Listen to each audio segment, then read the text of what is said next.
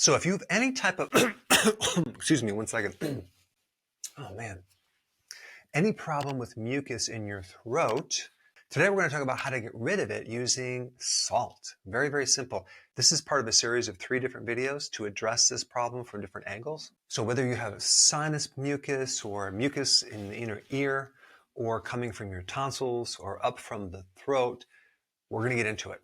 So I'm not sure if you know this, but salt is really good for anything bacterial, fungal, yeast, and mold. Even if you think about how they cure meat, they add salt to actually raw meat to stop any type of bacterial growth. And even when you make sauerkraut, you have this bacteria that is fermenting this cabbage, but then when they want to stop it, they add salt to it. Then it stabilizes this stage of making sauerkraut.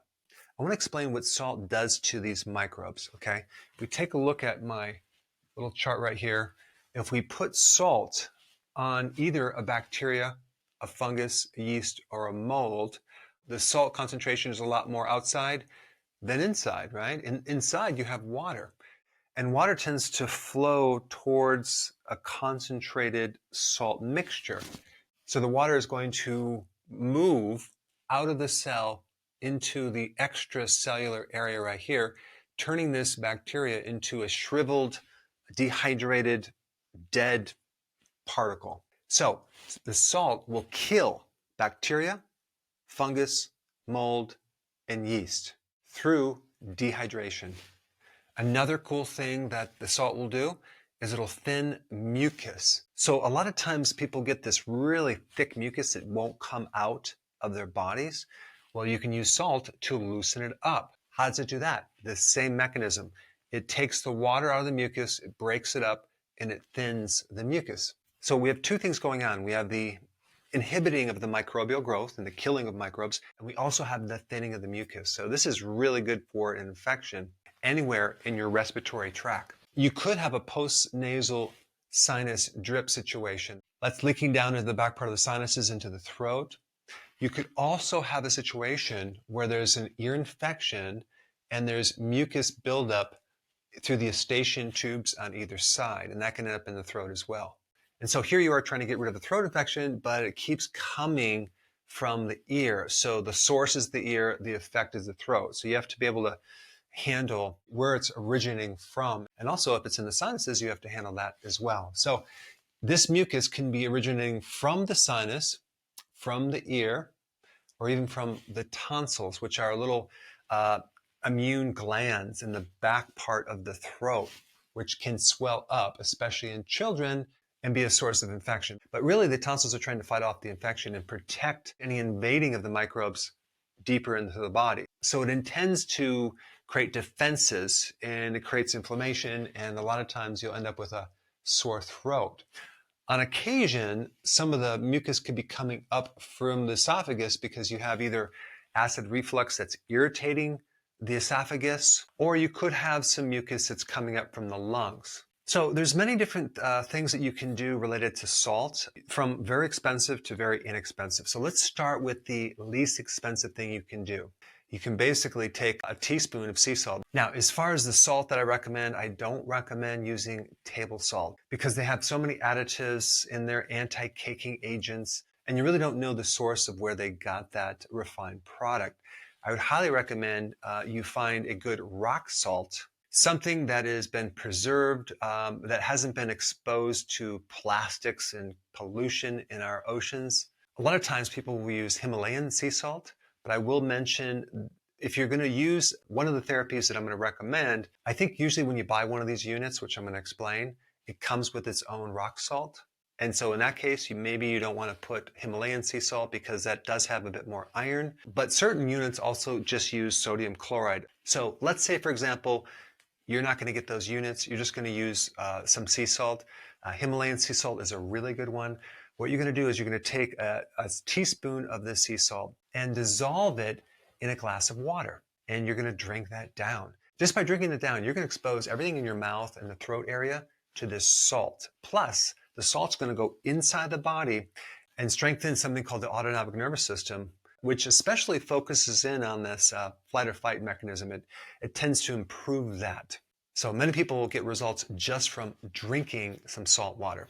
So you want to heat up the water to a certain degree so you can dissolve the salt in there. So you have the option of drinking it or using it as something you can gargle with, right? So you drink this salt water, you gargle it, get the back of your throat all exposed to this seawater, and you're going to start to improve your immune system because it's going to kill off the microbe and start loosening up this mucus. So saltwater gargles are great, but just remember, when you gargle with this, make sure you dilute the salt in the water. You may want to also add a teaspoon of apple cider vinegar. I like Fairchild's because it's a little more concentrated and it's more pure.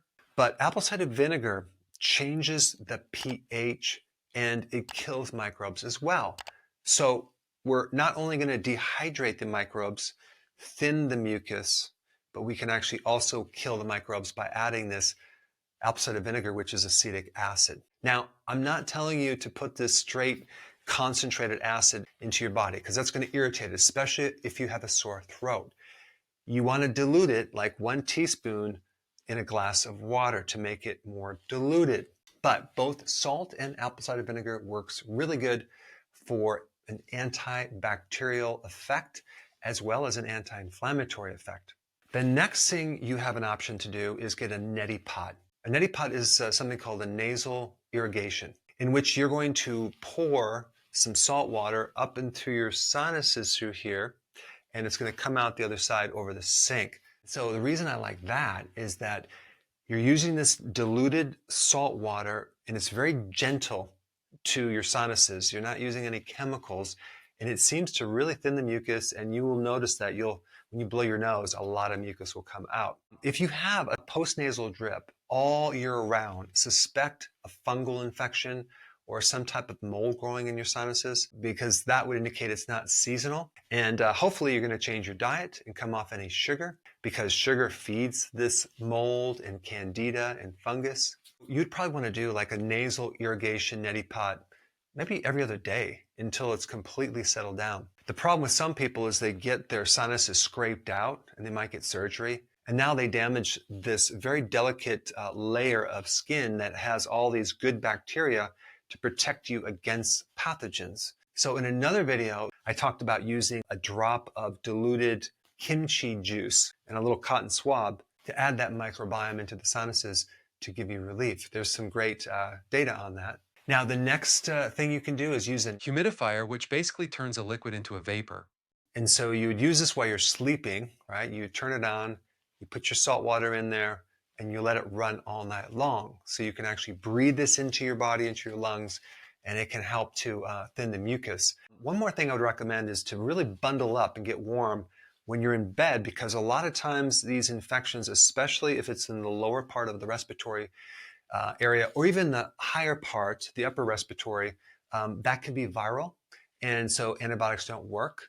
And so you want to heat your body up and generate more like a natural fever. So you want to bundle up, get in your bed, stay warm, and try to sweat so you can cook these viruses with temperature. And so we're going to kill them with dehydration, kill them with an acid, kill them with heat. And then the next thing you can do is what's called halotherapy, which is a couple options. You can actually go somewhere and they have these salt caves that you can go in, or there's halotherapy machines, which basically are like a dry salt machine that puts this dry salt out into the air. And they usually come with their own type of salt, which is purified sodium chloride. And I don't think they use sea salts. They may, I'm not sure. But these halotherapy machines are a little bit more expensive. So if you can afford one, they might be worth it. Now, let's say, for example, you do this and it's just not working. It could be the source of your infection is coming from an ear infection or some type of microbe in the eustachian tubes, which can get really clogged up. For that, you have several options. You can just take a drop of this seawater and put it about 4 drops or 5 drops in each ear. Let it go in there, kind of shake it out. And what that will do, it will create a thinning of the mucus through here and kill off those microbes.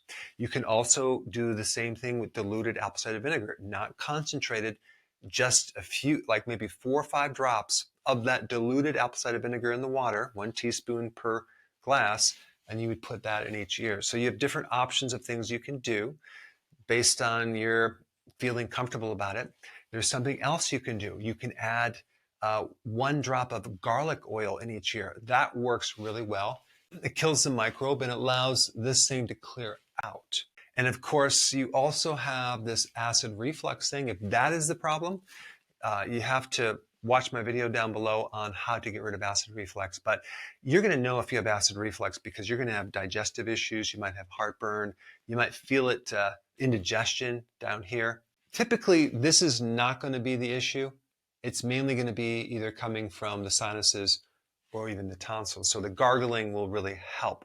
Now, on top of all of this, I would highly recommend you take vitamin D. There's a large amount of data on the relationship between kids that have enlarged tonsils and a vitamin D deficiency, kids and adults that have sinus allergies, sinus mucus, and low vitamin D, ear infections, okay, in people with vitamin D deficiencies. And so just the fact that vitamin D receptors are in every single cell in your body, including almost every single immune cell, it makes sense to take vitamin D in probably at least 20,000 IUs. One little extra strategy that I would use instead of taking regular doses of vitamin D for something like this is I would just take 50,000 IUs of vitamin D once a week. That way you get this shotgun effect and you can actually speed up the clearing of this mucus. Now, if you haven't seen how to get rid of respiratory mucus with salt, you have to check that video out. I put it up right here.